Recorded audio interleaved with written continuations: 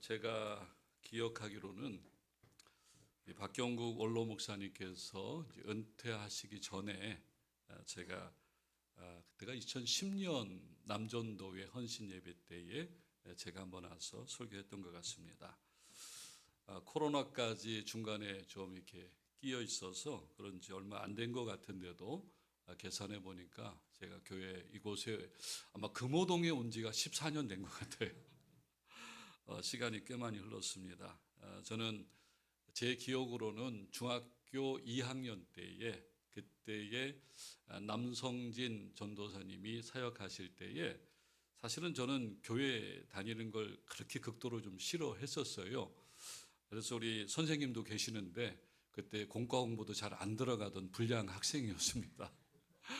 그때 당시에 이경일이라고 제 친구가 저를 전도를 계속 했었는데 제가 교회를 계속 안 나오다가 이 친구가 맨날 주일날 아침이면 저희 집문 앞에서 저를 불렀어요. 상모야 교회 가자 그러면 이 핑계 저 핑계 대고 제가 안 갔었는데 어느 날 저는 근데 이 친구를 항상 주일마다 기다렸던 거예요.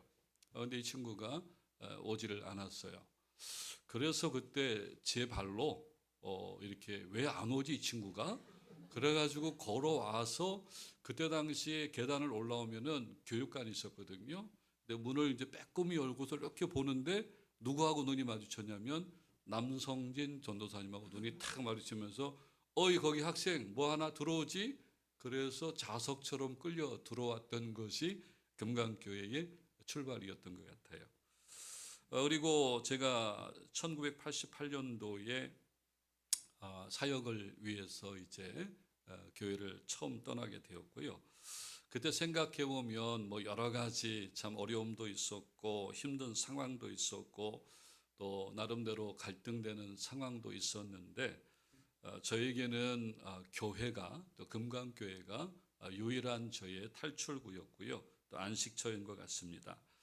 당신은 무엇을 해야 하는지도 모르는 그런 상태였었는데 그만큼 공부도 잘 못했고요. 그런데 우리 박 목사님께서 언젠가 한번 그런 말을 하신 적이 있어요.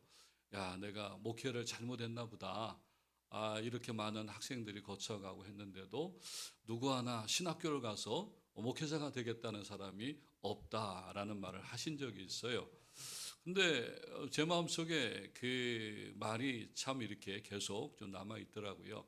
그러면서 제가 목사님께 신학교를 가고 싶다고 했을 때에 목사님이 이제 추천을 해준 학교가 있어서 이제 그곳에 가서 이제 신학을 했고요. 또 그러다가 이제 총신 신대원을 이제 갈 때에 저에게 큰 또 갈등의 상황이 좀 왔었습니다. 잠깐 제가 이제 압구정동 쪽에서 좀 일을 하던 게 있었는데 이게 좀 잘 됐어요. 그래서 이제 전도사를 하면서 또 돈을 좀 만지다 보니까 하나님께서는 나에게 이 목회의 길이 아니라 이제 돈을 많이 벌어서 교회를 섬기게 하려고 하시나 보다 이렇게 생각을 하고 그래도 이제 신대원 시험은 보러 갔었어요. 보러 가는 날 저희 집 밑에 있는 옥수 성결교회인가요?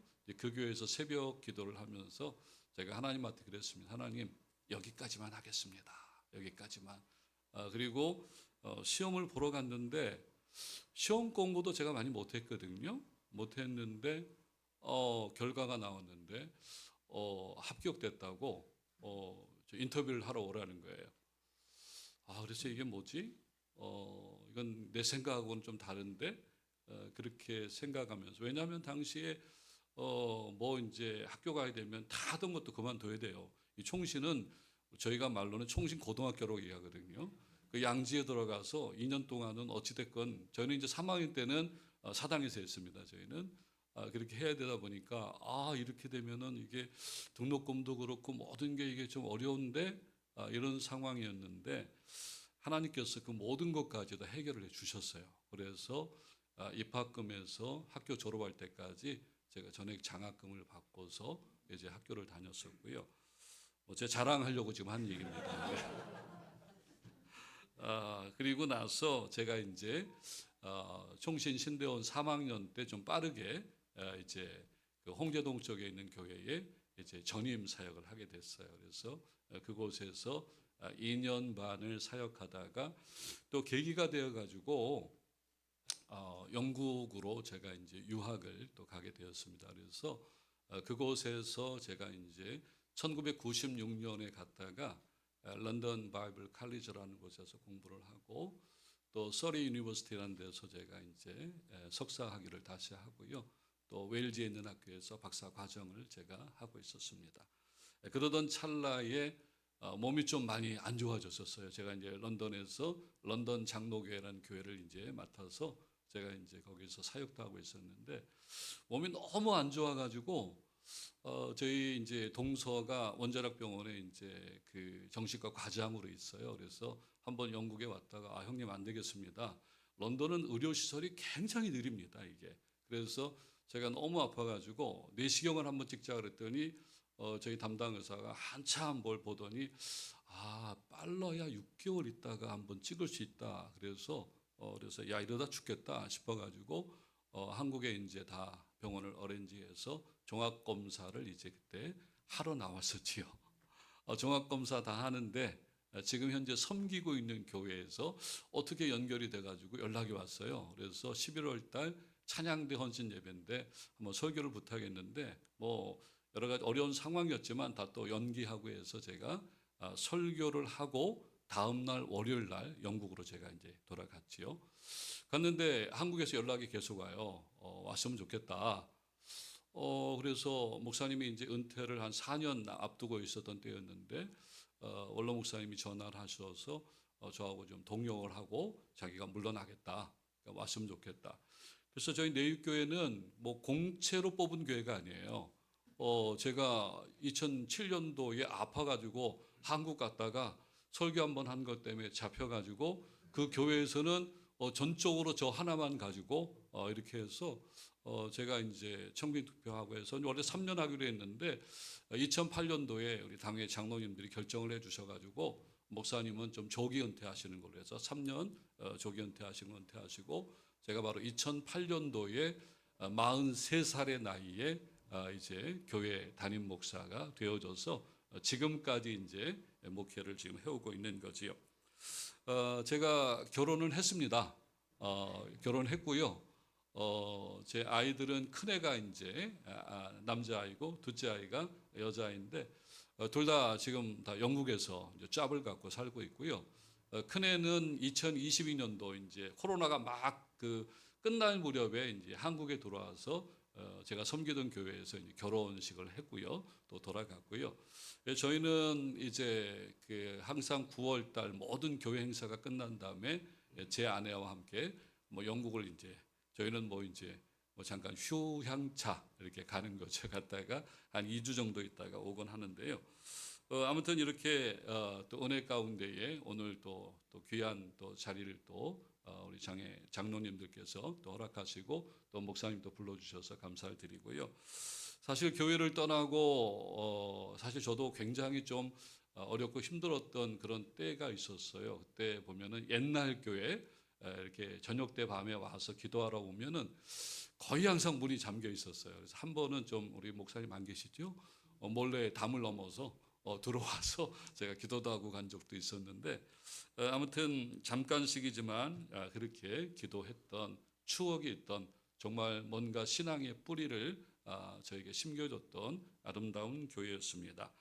이제는 이렇게 새로운 교회당으로 또 아름답게 세워지고요. 벌써 60주년의 긴 세월 속에 풍파를 이기고 이렇게 훌륭하게 아름다운 교회당으로 세워지게 된 것을 다시 한번 축하를 드리고요.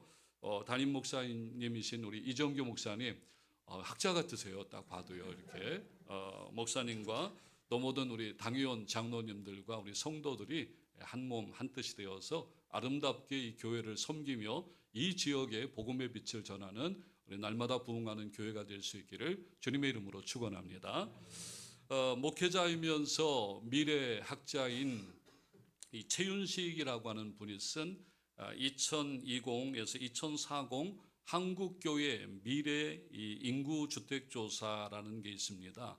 여기 결과를 조사해 보니까 기독교인 수가 대략 한 870만 명 정도 한국에 지금 전체 인구의 18.7%가 기독교인으로 조사가 됐어요.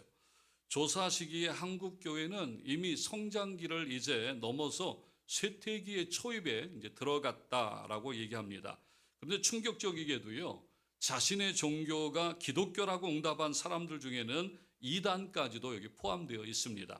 전문가들에 따라서 약간씩 차이가 나지만은 870만 명 중에서 대략 150만에서 많게는 250만 명 정도까지를 이단으로 보는 거예요. 자, 그러니까 기독교인의 숫자는 어느 정도 되냐면은 2005년 기준으로 본다면은 620만 명에서 720만 명 정도가 될 거다. 지금 이제 시간이 더 지났으니까 아마 더 늘진 않고 더 줄어들었을 것으로 봅니다. 이런 추세로 가다 보면 약 2060년경에 순수한 기독교 인구는 많은 이 학자들이 예측하는 겁니다. 300만 명대로 감소할 수 있다는 것이 바로 이 책의 주장이에요. 기독교가 쇠퇴하는 그렇다면 근본적인 이유가 뭘까? 하나는 교회가 근원적인 에너지를 상실해 가고 있기 때문인데, 한국 교회는 외형적으로는 화려하지만 내부는 심각한 영양실조에 걸린 상황이라고 진단을 합니다. 복음의 열정은 시들고 주일마다 외쳐지는 설교는 양적 성장을 위한 도구가 되어버렸고요. 울다 웃다 끝나는 설교가 최고의 설교라 칭송을 받습니다. 먹고 살기 바쁘다는 핑계로 점점 헌신은 줄어들고 또 목회자와 중직자마저 사명감과 열정이 줄어들고 있는 형편이고요. 목회자는 늘어나고 사역지는 줄어들고 농촌이나 오지에는 가지도 않고 갈 수도 없고요. 사역지를 찾지 못한 무임 목사의 수가 저희 노예 안에도 절반이 되어갑니다. 그래서 목회 활동이 아닌 다른 직업을 갖기 시작한 목회자의 수가 또 많이 늘어나고 있고요. 또 73%가 넘는 교인들이 주일에만 교회를 다니고 있는 상황이기도 합니다. 그리고 일주일에 한 번 30분 설교를 듣고 오니까 세상에서 살아가고 있는 거지요. 신앙과 삶이 일치한다고 고백한 교인은 전체에서 겨우 5.8%에 불과하고요. 현재 한국 교회의 전도율은 1998년도보다 낮아지는 추세인데 1인당 전도하는 평균 숫자가 죄송한 말씀이지만 불교인들보다도 낮습니다. 급기야는 물질을 통한 환심사기 혹은 이 교회가 새로 지어지고 잘 되면 험담을 통해서 타 교회 깎아내리기, 시장경제 이론을 적용한 여러 가지 교회의 상업화 등 바람직하지 못한 수단과 방법을 동원한 부흥 전략을 쉽게 찾아볼 수가 있습니다. 오늘 귀한 자리인데 왜 제가 이런 부정적인 견해들을 나열하고 있을까요? 그것은 앞으로 한국 교회가 10년이 중요하고 제가 볼 때는 60년이지만 앞으로 70년이 되기까지의 10년간의 그 기간이 이 금강교회도 굉장히 중요한 기간이 되리라고 보기 때문에 그렇습니다. 현재 우리나라는 모든 분야에서 롤모델이 없다고 그러죠. 존경하고 또 닮고 싶은 인물도 없다는 것입니다.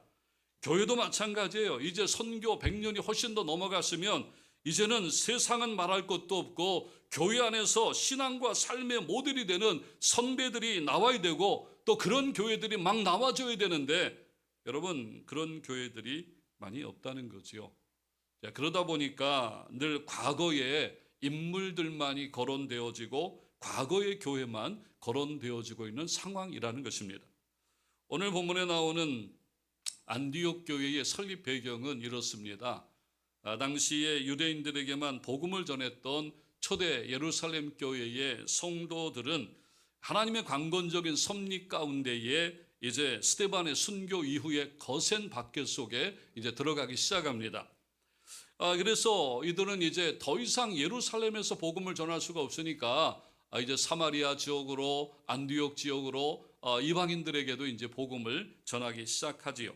그때 세워진 교회가 바로 안디옥 교회였습니다. 더불어 이 교회를 보면은 안디옥 교회의 특징을 보면 여러 가지가 있지만 영적 회복을 체험하는 교회였고요. 또 제자들이 모인 교회였고 더불어 섬기는 교회였고요. 또 세상을 섬기는 교회였으면서 세계 선교의 비전을 가진 교회가 이 안디옥 교회였어요. 저는 오늘 본문을 통해서 어느 현대 교회의 모델이 되는 교회로서 안디옥 교회를 한번 우리가 소개를 하고 우리 금강교회가 이제 60주년이 아니라 70년, 100년을 나아가면서 이 지역뿐만 아니라 한국 교회의 새로운 모델이 되는 교회가 되기를 바랍니다. 여러분, 그렇다면 안디옥 교회는 어떤 면에서 모델이 되는 교회였을까? 첫째, 안디옥 교회는 말씀 중심의 교회였습니다. 더 정확하게 얘기해 보자면 말씀을 가르치는 교회였다는 거지요. 선지자들과 교사들이 있었어요. 선지자는 하나님의 말씀을 전하고 선포하는 사람이라면 교사는 하나님의 말씀을 개인과 그리고 그룹에게 효과적으로 가르치는 사람들을 말합니다. 즉 안디옥 교회는 하나님의 말씀이 중심이 되어서 그 말씀을 전하고 가르치는 교회였다는 거지요.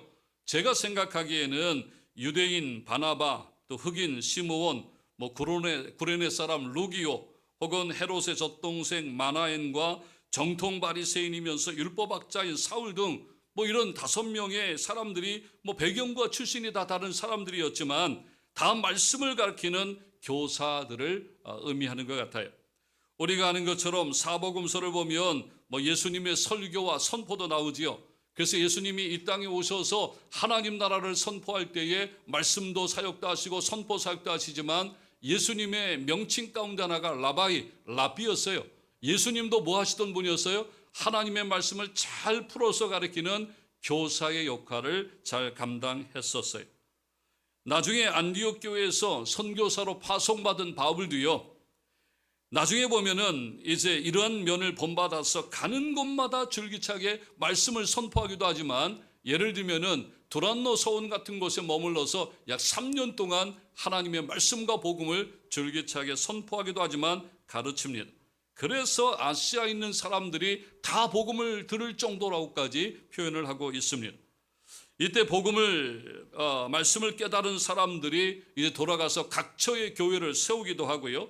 결국 전 세계에 복음이 뻗어나가게 되는 계기가 하나님의 말씀을 가르치는 일에 있었다라고 하는 것입니다. 저는 우리 금강교회 우리 담임 목사님께서 설교하는 거를 제가 이제 인터넷상으로 한번 들어봤어요. 그런데 우리 목사님이 선포도 잘하시지만 잘 가르치는 그런 모습을 제가 볼 수가 있었습니다.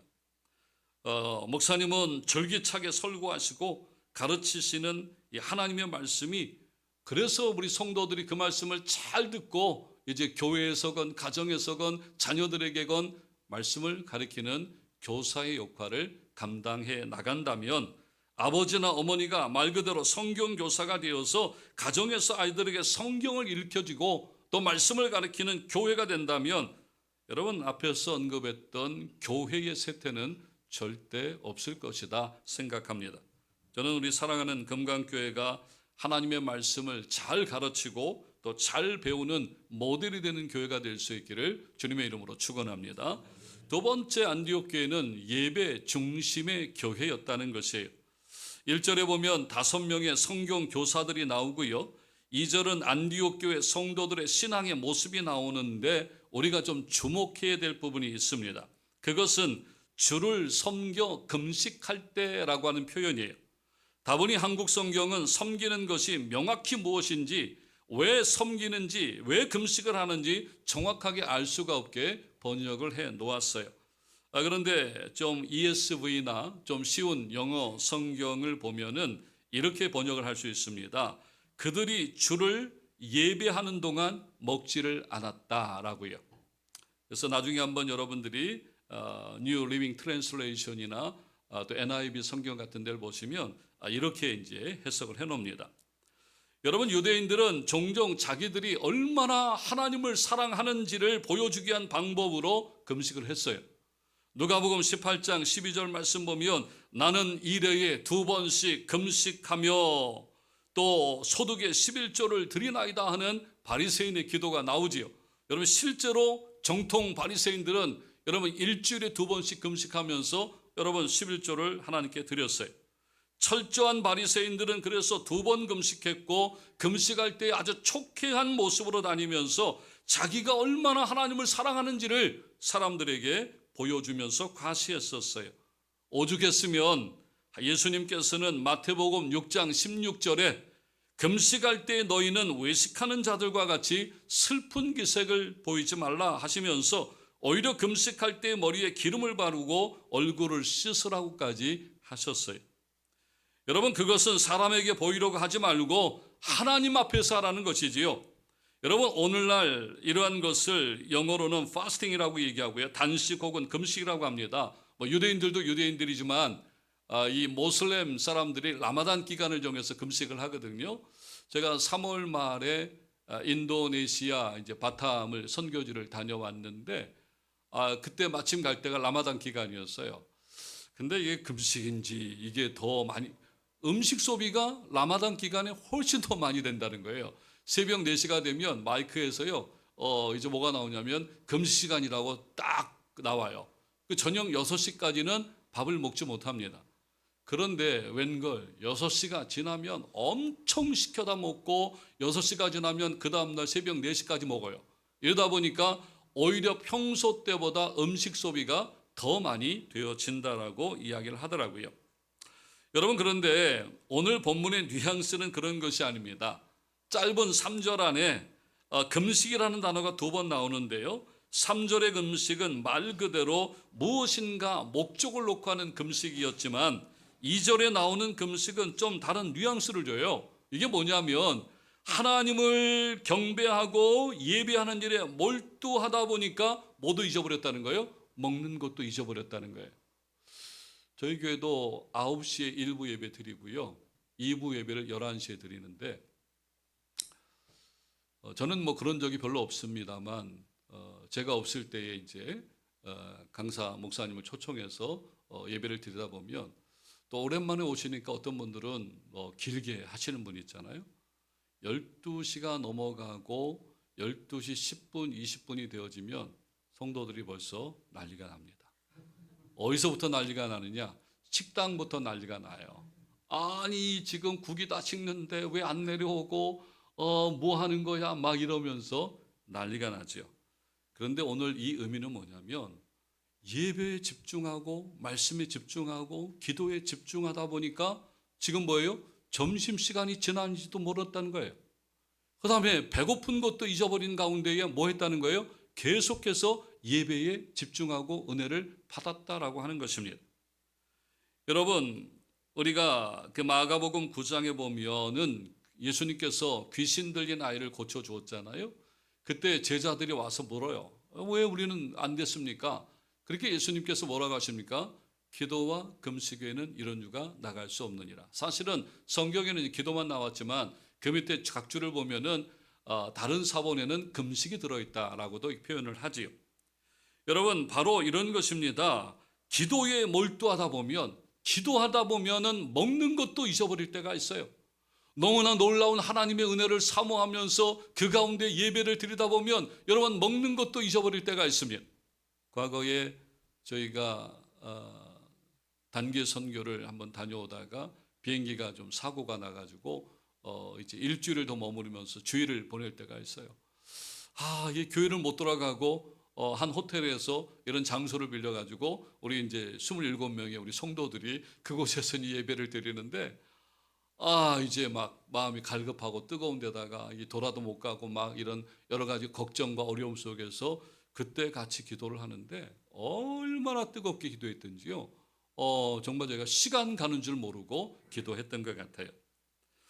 여러분, 바로 이런 것을 의미합니다. 안디옥 교회 성도들은 바리새인들처럼 혹은 유대인들처럼 관습적으로 기도를 한 것이 아니라 깊은 하나님과의 영적인 교제 속에서 하나님을 경배하고 하나님을 예배하는 일에 몰두하다 보니까 심지어는 밥 먹는 것조차도 잊어버린 상태를 지금 금식으로 표현하고 있어요. 그만큼 예배가 어떤 예배였다는 거죠? 깊이가 있는 예배였다. 하나님은 영이시니 영과 진리로 예배할지어다, 이 말씀이 여러분 그들 예배 가운데 그대로 나타났다는 것입니다. 하나님을 경험하는 예배, 거룩한 성령께서 우리의 예배 가운데 임재하시고 또 진리의 말씀이 우리의 가슴을 울리는 가운데 때로는 예배 가운데 가슴을 찢는 회개가 나오고요, 때로는 회복과 치유의 역사를 경험하면서 하나님과의 깊은 영적 교제가 이루어지는 예배인데 어느 누가 시간을 제한할 수 있으며 어느 누가 그 깊은 영성의 시간을 끊을 수가 있겠어요? 제가 좀 목이 많이 쉬었는데요, 왜냐하면 이번에 인도네시아 바탐을 갔는데 저녁 때마다 현지인 교회 가서 예배를 저희가 같이 드리고 또 설교를 했어요. 제가 노회장으로 있어가지고 제가 이제 설교를 주로 많이 했는데 예배가 보통 몇 시간을 드리냐면요. 끝난 것 같은데 또 하고 끝난 것 같은데 또 하고 거의 2시간 반에서 3시간을 예배를 드려요. 그러다 보니까 제가 와이셔츠를 그때 또 푸른색을 입고 설교를 하다 봤는데 사진을 보니까 와이셔츠 앞뒤가 다 젖었어요. 뭐 안에 뭐 지금 뭐 아무것도 없고 한 40도 되는 데서 3시간을 예배 드리고 또 그런 가운데 이 사람들이 얼마나 예의가 밝은지요. 끝나고 나면 다 와서 또 기도 부탁을 해요. 그러면 또 안아줘서 기도해야 되고 꼬마부터 시작해서 그러다 보니까 거의 예배를 드리고 시작해서 12시가 돼서야 저희 이제 숙소로 이제 돌아왔던 기억이 있습니다. 여러분, 우리의 예배는 과연 어떤가 한번 정말 돌아보셨으면 좋겠어요. 조심스러운 저만의 질문을 던질 때가 참 많습니다. 어떻게 해야 하나님이 기뻐하시는 예배를 올려드릴까? 어떻게 해야 영적인 기쁨과 참다운 안식을 경험하는 속 깊은 예배를 드리면서 거룩하신 하나님의 임재에 압도되어 드리는 예배를 드릴 수 있을까? 고민합니다. 그런데 안디옥 교회는 저는 이런 예배를 드리는 교회였다고 생각되어져요. 그러니까 인간의 기본적 욕구인 먹는 것도 있는 것이지요. 여러분, 우리의 예배를 한번 돌아봤으면 좋겠습니다. 사랑하는 우리 금강교회 성도들도 안디옥 교회 성도들처럼 이런 깊은 은혜와 영적인 깊이가 있는 감사가 있는 예배를 드리는 그런 교회가 될 수 있기를 주님의 이름으로 축원합니다. 여러분, 예배가 회복되어져야 돼요. 코로나 3년 동안에 가장 약화된 것이 있다고 한다면 뭘까요? 하나님 앞에 드리는 예배였습니다. 정말 돌아보니까 부끄러웠던 것 중에 하나가 목회자가 어떻게 하든 예배가 하나님 앞에 드려지도록 그 끈을 마련해 놨어야 되는데 늘 쉽게 그것을 포기했다는 것이지요. 세 번째, 안디옥 교회는 성령의 인도함을 받는 교회였어요. 오늘 본문을 보시면 성령께서 이르시되 내가 불러 시키는 일을 위하여 사도행전을 그래서 어떤 이는 성령행전이다 부른 이유가 여기에 있습니다. 여러분, 초대교회를 세우시고 이끌어 가신 분이 누구세요? 성령 하나님이세요. 오늘날도 교회를 이끌어 가시는 주체는 뭐 어떤 강남에 있는 모 교회가 행하는 프로그램이 아니라 여러분, 지금까지도 말씀과 성령이 교회를 이끌어 가고 계십니다. 오늘 본문을 보면 성령께서 안디옥 교회를 이끌어가는 주체가 되고 있어요. 그렇다면 어떻게 해야 성령의 인도함을 받는 교회가 되어질 수 있을까요? 이미 말씀을 드렸지만 안디옥 교회는 강력한 리더십과 또 우수한 교사들이 있었습니다. 성도들을 말씀으로 늘 가르쳤어요. 여러분, 우리가 착각하면 안 되는 것 중에 하나가 뭐냐면 성령으로 충만해지면 기도원에 가서 방언을 하고 또 성령으로 충만해지면 또 카나다의 어떤 교회처럼 예배당을 떼굴떼굴 구르면서 이런 현상을 하는 것이 아니라 성령은 인격적인 분이세요. 우리가 성령으로 충만해지면 성령은 우리를 어디로 이끌어가느냐? 첫 번째, 말씀 가운데로 이끌어가세요. 그래서 그 말씀을 통해서 예수 그리스도가 나의 주님이신 것을 확신하게 하신다는 거죠. 그리고 그 말씀을 통해서 하나님의 음성을 듣고 그 말씀 가운데 삶을 살아간다는 거죠. 두 번째는 기도하는 일입니다. 안디옥 교회는 성령의 음성에 민감한 가운데에 성령이 시키시는 일을 했다고 말씀하고 있어요. 제가 1996년도에 1월 달에 1월 3일 날 이제 런던을 가는 비행기를 타고 이제 도착을 했었어요. 그리고 1월 달부터 10월 달까지 제가 다닌 교회가 있습니다. 이게 뭐냐면 엘리펀 앤 카슬이라는 동네예요. 코끼리와 성이라는 동네인데 좀 그 동네 자체는 좀 흑인들이 많이 사는 동네인데 그곳에 유명한 교회가 있어요. 태버너클이라고 하는 교회인데 스포전 목사님께서 목회하셨던 교회죠. 말씀의 황태자, 설교의 황태자로 알려진.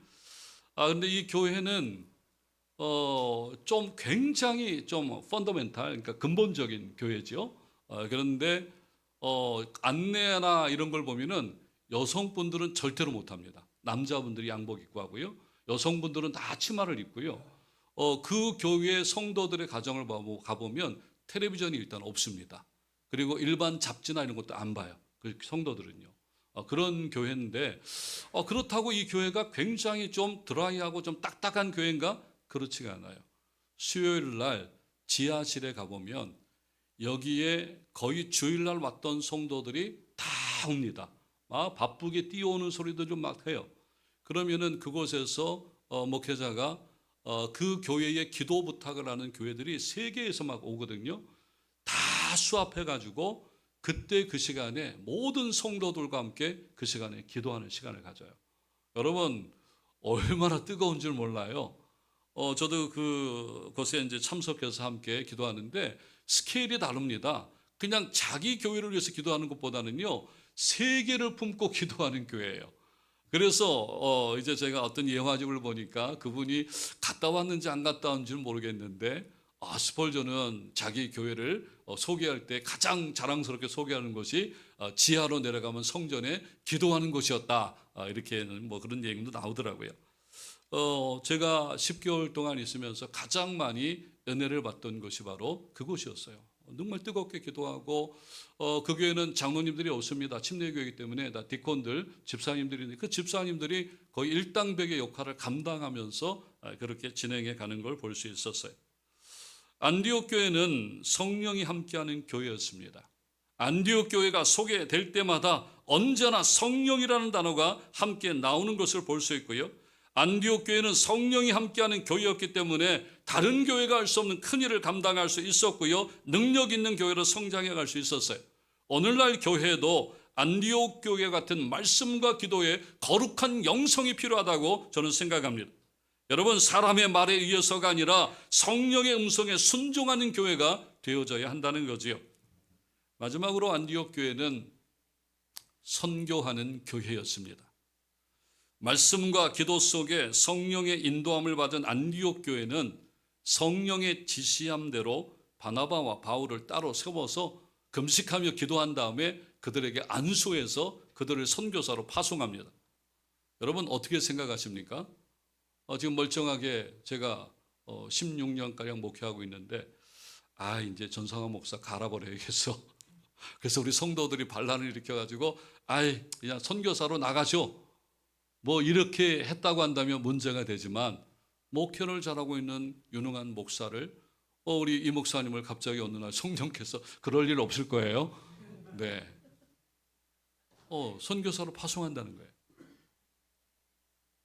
여러분 쉬운 것 같지만 그렇게 되지 않습니다.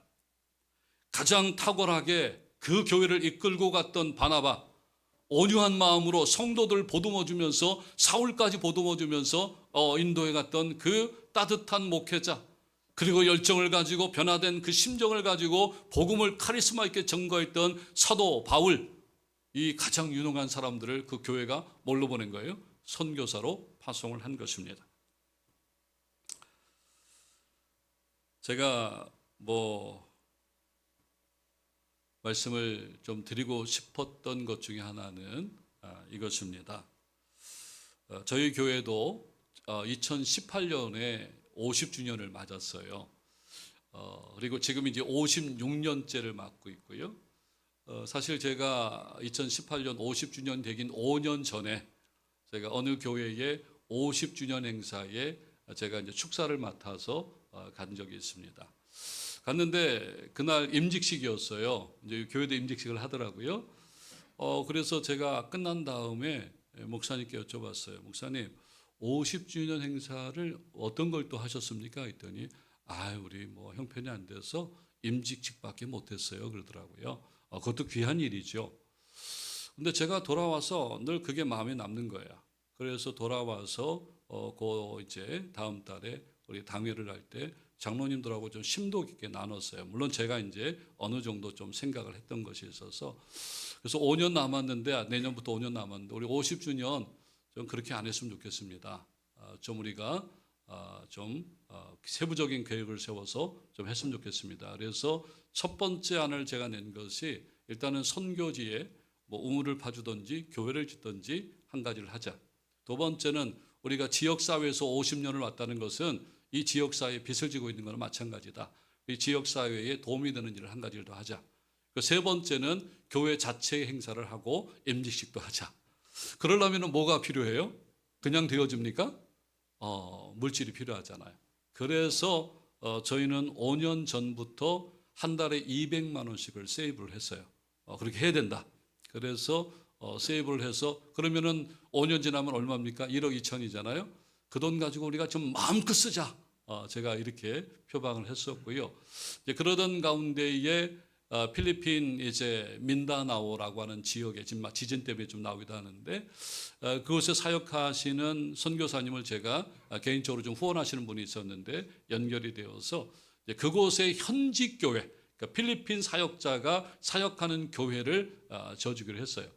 제가 이제 장로님하고 방문을 해서 여러 차례 방문을 해서 일단 교회 부지를 저희가 한 3,900 정도 주고 하나를 사줬고요.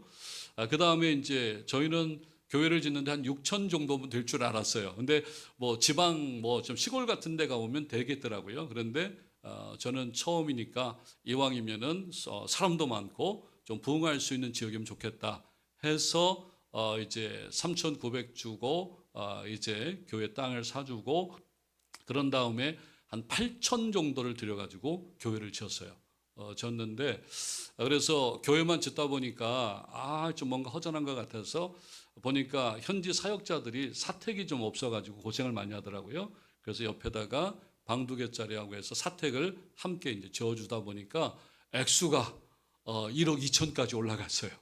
1억 2천까지 올라갔는데 저희가 이제 돈을 지금 모으고 있는 중이잖아요. 아직은 모으고 있는 중인데 이 선교사님한테 연락이 와요. 목사님, 이번 주에 당장 뭐 1,000만 원이 필요합니다. 이번 주에 뭐 2,000만 원이 필요합니다. 근데 지금 현재 지금 모으고 있어요. 근데 없잖아요. 그러면 어느 날은 새벽에 이거 가지고 이거 빨리 보내줘야 되는데 어떡하나 기도하다 보면 정말 놀랍게도 봉투 한 장이 탁 올라올 때가 있어요. 그럼 뭔가 하고 딱 보면 선교비로 써주세요.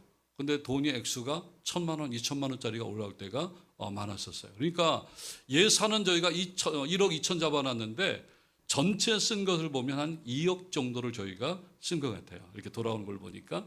그리고 나서 교회를 아주 예쁘게 잘 졌습니다. New Life Christian Church라고 이름을 정했고요. 그다음에 현지 목사님이 지금도 사역을 굉장히 잘하고 있어요. 잘하고 있고 그다음에 이제 교회가 완공됐잖아요. 여름에 저희 교회 성도들이 아까 제가 말한 것처럼 27명이 아주 그 중학교 아이들부터 시작해서 권사님들까지 포함해서 27명이 이제 단기 선교로 그곳에 가서 저희가 다 준비했습니다. 그래서 헌당 예배, 이 지역에 사는 사람들을 다 초청했어요. 그래서 헌당 예배를 드리고 저희가 왔었고요. 그러던 가운데 또 한 가지 프로젝트가 있었습니다. 이제 현지 우리 동네에 사는 동네 이거를 이제 팀한테 맡기고 한번 찾아봐라 했더니 마지막에 이제 온 것이 뭐냐면 저희 동네에 이제 초등학교가 하나 있어요. 근데 이제 지역이 저희가 조금 서울하고는 다르게 좀 외진 지역이다 보니까 아이들은 많아요. 아이들은 많은데 주로 이제 조부모 슬하에 있는 아이들, 그다음에 외국인 또 엄마가 외국인이거나 이런 아이들이 많아요. 근데 그런 아이들 가운데 이제 교장 선생님이 만나가지고 5명만 진짜 어려운 아이들 추천해 주세요. 5명 추천받아서 저희가 이제 3년 동안 이 아이들 가정에 이제 작지만 많지는 않아요. 20만 원씩을 저희가 이제 계속 후원을 했었고요. 지금도 이제 저한테 연락 오시는 분들이 있어요. 고맙다고 그때도 그렇게 했었고, 그 다음에 이제 마지막 저희가 이제 행사 중에 하나가 뭐였냐면 1년 동안 저희가 이제 찬양을 준비를 했었어요. 해가지고 이제 지역 주민들과 또 많은 분들을 초청해서 이제 찬양 축제를 했었고, 그 다음에 이제 저희가 이제 설립 기념 주일 전인 토요일 날 저희가 이제 임직식을 해서 그때 이제 장로님들과 안수 집사님들과 또 여러분들을 세웠죠. 근데 뭐 여기서 끝나면은 뭐 이 단순한 프로젝트에 불과한데 그러고 나서 저희가 이제 2018년이 지나고 어떤 일이 생겼냐면 사실 저희 옆에 땅이 있었어요. 집이 있었고 집이 하나 있었고 넓은 땅이 있어가지고 한 200평 되는데 농사를 짓는 할머니가 계셨어요. 근데 이 할머니가 여호와 증인 아주 지독한 신자예요. 그래서 이 교회를 굉장히 좀 어렵게 하시던 분이었어요. 막 담도 막아가지고 차도 못 다니게 하고. 그래서 우리 성도들이 항상 예전 분들은 그 벽에다 기도하면서 이 땅을 우리에게 주옵소서 기도하고 갔는데 이 할머니가 돌아가셨어요. 그건 알고 있어요. 근데 유언까지 남겼는데 교회에는 땅을 팔지 마라. 이렇게 이제 그래서 저희는 이제 뭐 생각도 못했죠. 못했는데 저희 이제 50주년 행사 끝나고 얼마 안 돼가지고 갑자기 부동산 저희 아는 분한테 연락이 온 거예요. 목사님, 그 옆에 땅이 나왔는데 그 교회가 사야 되지 않겠습니까? 아니 그 교회 그 할머니가 유언까지 남겼어요. 교회는 절대 팔지 말라고요. 안 됩니다. 아니에요. 한번 해보시자고요. 그래서 007 작전 펴다시피 해가지고요. 200평에 저희가 이제 평당 400씩 해서 이제 8억이거든요. 돈도 없었는데 그래서 먼저 은행권 연락해서 이거 우리가 좀 빌릴 수 있냐? 빌릴 수 있다. 오케이. 그래서 저희가 이제 제가 이제 개인이 사는 것처럼 교회가 산다고 그러면은 안 팔까봐. 근데 나중에 근데 파는 분을 만나 보니까 그 할머니의 며느리였더라고요. 며느리였는데 아들 내외가 할머니 돌아가신 다음에 좀 싸운 것 같아요. 이혼을 해가지고 이 집을 며느리가 이제 갖게 되어져서 며느리 딴 곳에 살다 보니까 이게 늘 이게 좀 처치곤란인 거예요. 그래서 내놓았어요. 그래서 사실 내가 교회 목사인데 도장 찍으러 갈 때 만났거든요. 이 땅 교회가 사도 되냐? 이 교회가 사는 게 제일 좋은 것 같아요. 그러는 거예요. 그래서 저희가 샀지요. 사고 난 다음에 저희가 한 7, 8개월 묵혀두다가 이제 그곳에다가 저희가 돈을 좀 더 빌려서 옆에 이제 아주 예쁘게 한 80평 정도에서 교육관과 거기 카페를 저희가 지었습니다. 그래서 우리가 이 일을 언제 했느냐? 코로나 때 했어요. 남들 다 어렵다고 힘들다고 하는데 저희는 어찌됐건 50주년을 준비하면서 선교에 대한 것, 지역 주문에 대한 것, 또 여러 가지 내용들 하면서 좀 탄력을 좀 받았었어요. 그래서 오히려 코로나 때 힘들긴 했지만 오히려 그 일을 감당할 수 있어요. 코로나 때 교육관을 다 저희가 줬습니다. 그래서 한번 지나가다 한번 오시면은 옆에는 올드, 그러니까 아주 옛날 본관이 있고 옆에 이제 새로운 이제 교육관이 되었는데 그 중앙을 저희가 잔디를 쫙 깔아가지고 잔디로 예쁘게 이렇게 해놨어요.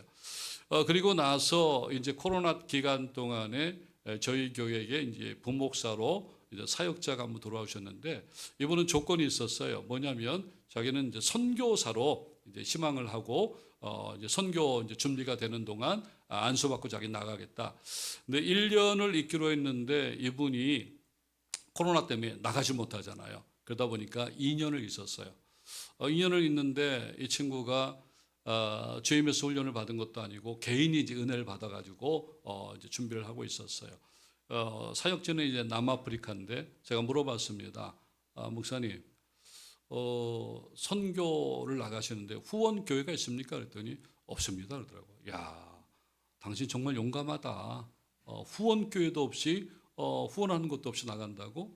그래서 깊게 얘기를 해보니까 이 친구가 굉장히 부름을 받았어요. 하나님께로부터. 그래서 제가 그랬죠. 야, 우리 교회가 당신 후원 교회가 될 수 있겠냐? 제가 물어봤어요. 감사한 일이죠. 그랬더니 목사님 그렇게 해주시면 감사하지요.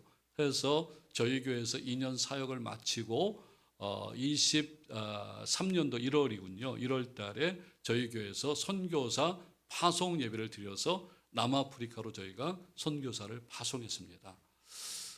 저는 그렇게 생각해요.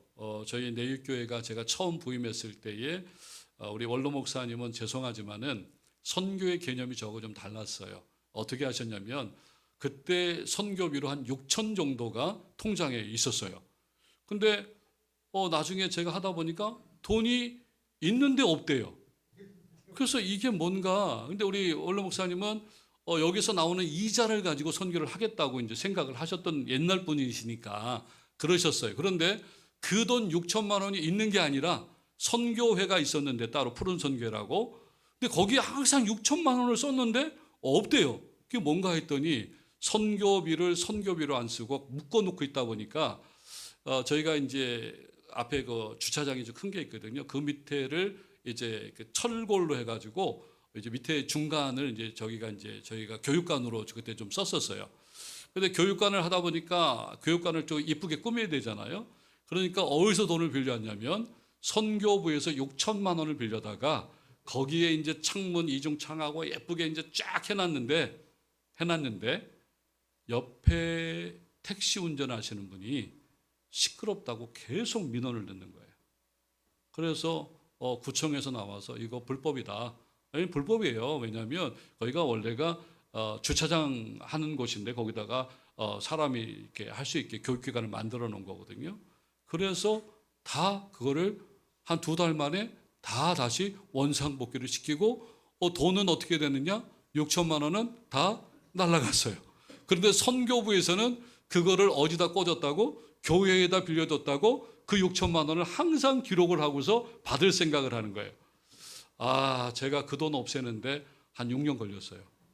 고집들이 얼마나 세신지 이 돈 받아요. 근데 교회가 그거를 한꺼번에 줄 만한 돈이 없어요. 그러면서 제가 계획했던 건 뭐냐면 교회는 선교해야 되는데 선교단체 푸른 선교회 회원들만 선교하는 게 아니다. 모든 교인들이 다 선교에 동역을 해야 된다. 그래서 푸른 선교회 자체를 없애버리고 모든 성도들이 다 선교하는 일에 동참할 수 있도록 이런 일들을 좀 격려를 했었지요. 그러면서 이제 결국은 선교 교회가 50년이 됐지만 선교사를 파송한다는 건 생각도 못했고요. 선교사를 후원한다는 건 생각도 못했습니다. 그런데 저희가 이제 50주년이 되면서 또 선교사를 단독으로 파송을 했고요. 또 선교지에 저희가 교회를 또 세웠고요. 또 그런 다음에 지금도 저희가 후원하는 선교사가 또 몇 분 더 되고 그런 다음에 이제 올해부터 또 저희가 또 다시 2차 계획에 들어갑니다. 그래서 올해부터 저희가 또 세이브를 시켜요. 근데 우리 성도들이 알아요. 야, 돈 쓰는 재미가 이런 거구나. 그래서 이번에도 저희가 한 달에 얼마씩을 세이브해서 우리가 60주년이 되는 때에 제가 이제 지금 그래서 인도네시아 바탐도 가고 또 필리핀 민다나오도 또 가야 되고 또 아프리카 쪽 가나 쪽도 제가 몇 번 갔다 와야 되는데 이제 또 선교지에 또 뭔가 하나 또 꿈틀거리는 일을 지금 진행하려고 저희가 계획을 잡고 있어요. 근데 예전과는 달리 우리 성도들이 이 일에 지금은 기쁨으로 동참합니다. 그래서 아주 힘이 들지만 이렇게 하는 것이 얼마나 이게 교회의 역할이고 하는 것인가. 그래서 당시에 민다나오에서 성도들이 저희 교회 와서 함께 예배드렸던 적도 있었고요. 또 놀라운 것은 이집트에도 제가 다녀왔었는데 이집트에 이제 그 모슬렘 사람들이 터반 다 두르고 한국에 와서 저희 교회에 와서 예배도 드렸고 또 저도 이집트의 그 고센 땅이죠. 그쪽에 들어가서 모슬렘 사람들이 있는 곳에 가서 제가 예배도 드리고 그때 좀 위험은 했었는데 그런 역할들도 했었습니다. 지금도 기대하고 있습니다. 앞으로 하나님께서 우리 60주년을 어떻게 또 하나님께서 계획하고 계실까 저희가 기도하면서 순종하면서 나가려고 합니다. 물론 지금 돌아보면 오히려 코로나 때도 저희들은 숨가쁘게 막 달려왔던 것 같아요. 달려왔었는데 또 이제 또 새로운 또 내용을 가지고 또 달려가려고 합니다. 물론 이제 우리 금강교회도 또 하나님의 은혜 가운데 또 분명히 세워지는 교회고요. 또 오늘 보니까 우리 말씀을 잘 연구하시고 또 능력 있게 전하시는 우리 담임 목사님이 계시다는 것이 무엇보다도 큰 축복이라고 생각되어집니다. 그러나 거기에 머무르는 것이 아니라 말씀의 가르침을 잘 받고 잘 배워서 주님의 제자들이 넘쳐나는 교회가 되어져야 되고요. 또 어렵고 힘들지만은 교회에 주신 사명은 무엇인가? 하나님께서 예수 그리스도를 통해서 우리에게 주신 땅끝까지 복음을 증거하라고 하신 그 놀라운 사명을 누구에게 주셨는가? 바로 금강교회에 주셨다는 것, 이것을 잊지 말아서는 안 된다라고 하는 것입니다. 그래서 말씀과 기도 속에 성령의 인도함을 받는 살아 역사하는 교회, 복음을 위해서 이 지역뿐만 아니라 주님의 지상명령인 복음을 증거하는 일에 총력을 기울이셔서 복음의 능력이 살아있는 교회, 참으로 모든 사람들이 볼 때 야, 저 교회는 뭔가 꿈틀거리는 교회구나, 살아있는 교회구나, 뭔가 하나님이 역사하시는 교회구나, 이것을 눈으로 보여줄 수 있는 금강교회, 이제 앞으로 60년, 70년, 100년을 내다보는 놀라운 교회, 롤모델이 되는 교회가 될 수 있기를 주님의 이름으로 축원합니다.